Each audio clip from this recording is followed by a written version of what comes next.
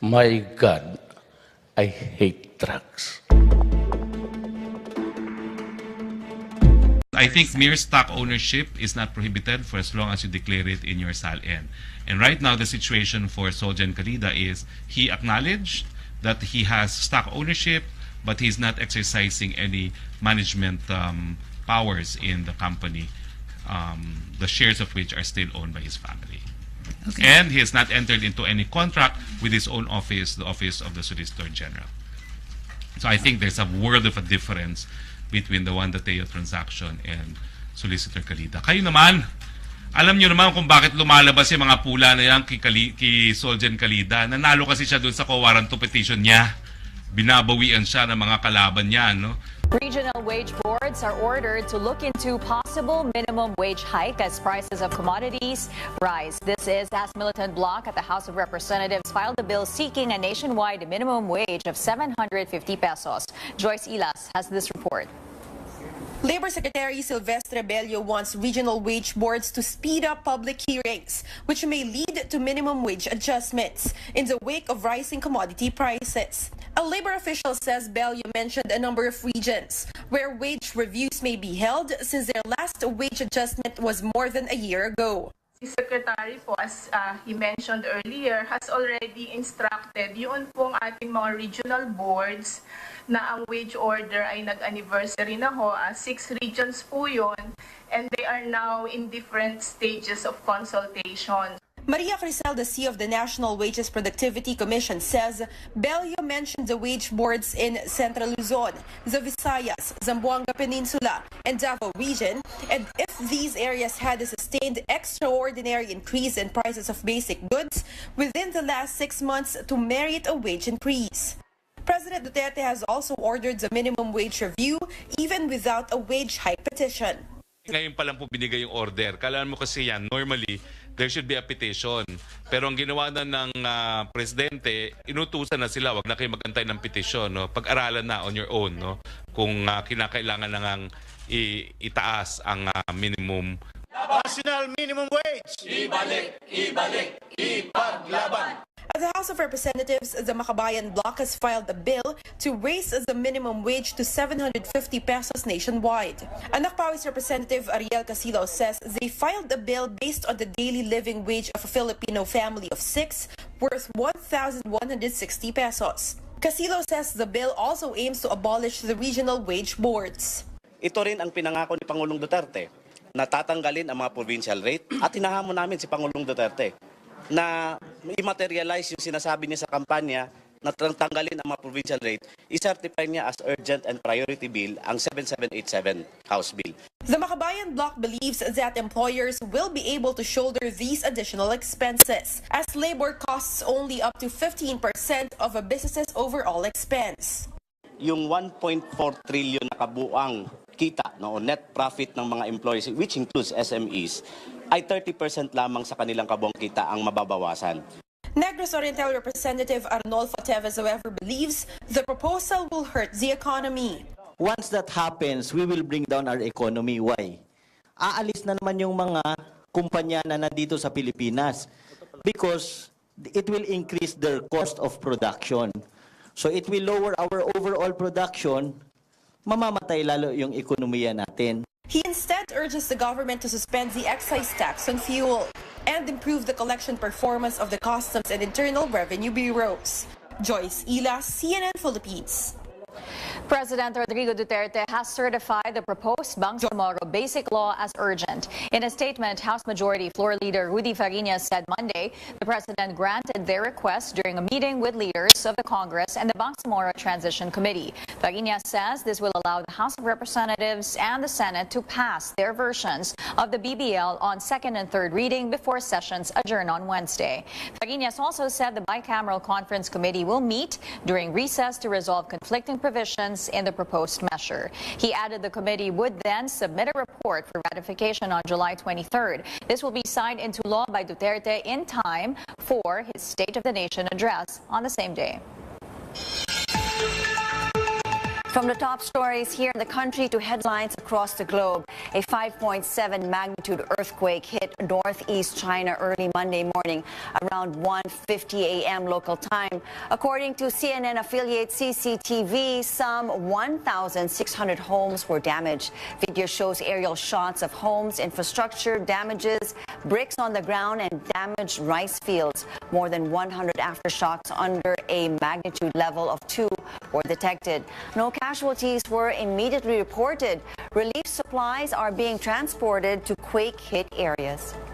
America's fallen war hero were remembered in commemorations, both large and small, across the United States. In the U.S. capital of Washington, Memorial Day was front and center, capping a weekend of remembrance and honor. From the World War II Memorial, where veterans laid wreaths at the Freedom Wall, to the Arlington National Cemetery in Virginia, where U.S. President Donald Trump laid a wreath at the tomb of the unknown soldier. President Trump spoke briefly with families of those who made the ultimate sacrifice, praising their contribution to the country. Over the weekend, volunteers and relatives placed 200,000 flowers and flags on the graves there. 3 senior American officials tell CNN that a U.S. delegation traveled to North Korea Sunday. This is to conduct preparatory talks ahead of a potential meeting between U.S. President Donald Trump and North Korean leader Kim Jong-un. The group is led by U.S. Ambassador to the Philippines, Sung Kim. Kim is reportedly meeting with Chi Son-hee, an experienced North Korean diplomat who specializes in Pyongyang's relationship with Washington. The summit is expected to take place in Singapore on June 12th. In sports, the Cleveland Cavaliers are heading back to the NBA Finals. They complete the comeback in Boston after putting away the Celtics in a do-or-die Game 7, 87-79. The Cavs took the lead in the second half to finally shut down the C's in their home turf. The King, LeBron James, led his court again with 35 points, 15 rebounds, and 9 assists. Jeff Green also stepped up in the absence of Kevin Love. Green tallied 19 markers and 8 boards. This is the Cavs' 4th straight trip to the NBA Finals, having ruled the East since 2015. Later this morning, Game 7 of the Western Finals is on tap. The Rockets will host the Golden State Warriors in Houston for the do-or-die match. Tip-off is at 9 a.m. Lawmakers at the lower house are expected to approve on second and third reading the proposed Bangsamoro Basic Law. House leaders met with President Duterte Monday afternoon following a caucus with officials of the Bangsamoro Transition Commission at the House of Representatives. House Majority Leader Rudy Fariñas said President Duterte has certified the proposed BBL as urgent. BTC earlier said the proposed measure provides full fiscal autonomy in the area covered by the proposed law. A taxation system, power and wealth sharing, human development, and lasting peace. It also incorporates the peace agreements with the Moro National Liberation Front, or MNLF, and the Moro Islamic Liberation Front, or MILF. An online job portal will be launched to support the government's massive infrastructure program. The project will consolidate all job opportunities and openings related to the Build, Build, Build program. Alongside that, top government officials will also inspect a portion of the North Luzon Expressway Harbor Link in Caloocan City. And transport regulators will resume its hearing on the fare hike petition of transport network company Grab. Grab is asking for an increase of 11 to 15 pesos from the original 10 to 14 pesos per kilometer charge. This is in addition to the base rate of 40 pesos. Grab is also asking the LTFRB to allow the increase on its permanent charge from 2 pesos to 2 pesos and 10 centavos. Also today, Senate Majority Leader Mig Zubiri is guest on The Source. Catch his full interview with our senior anchor and correspondent Pinky Webb live at 9 a.m.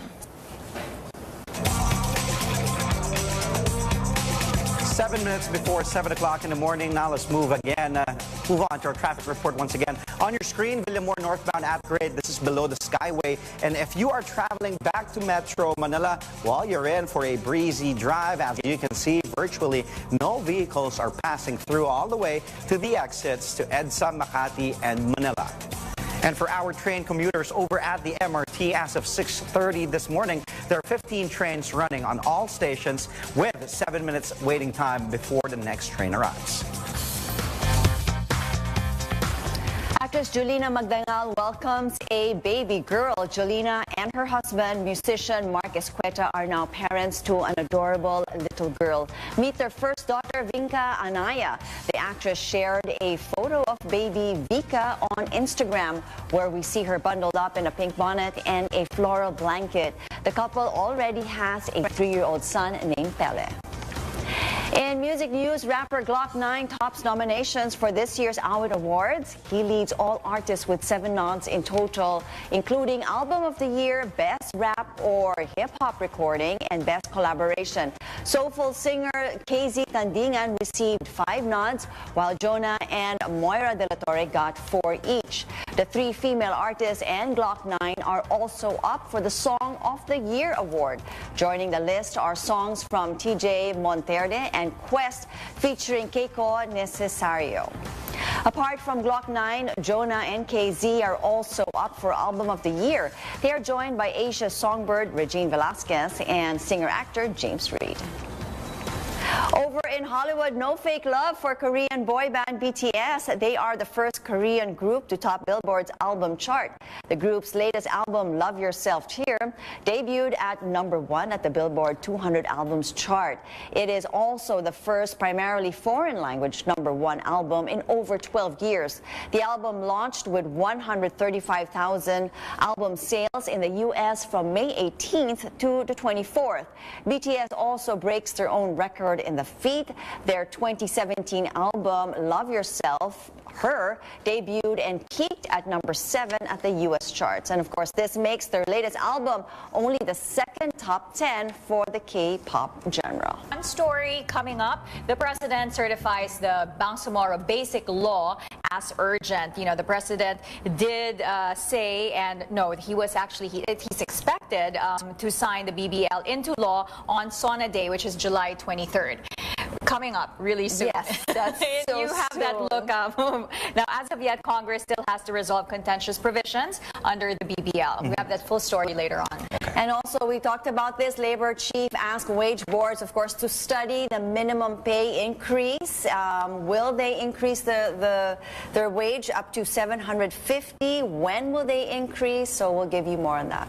And also, more on Kiefer Ravena. We did talk about Kiefer Ravena. He did say that he did not take any illegal substances. Yes. He was just taking workout medication over the counter. And it's important that they do clarify that, you know, because it's a big difference between a legal substance and something that's, you know, you take over the counter. It could be something, you know, like a ibuprofen or something that could affect the system in the blood system. But he is banned from FIBA tournaments internationally, like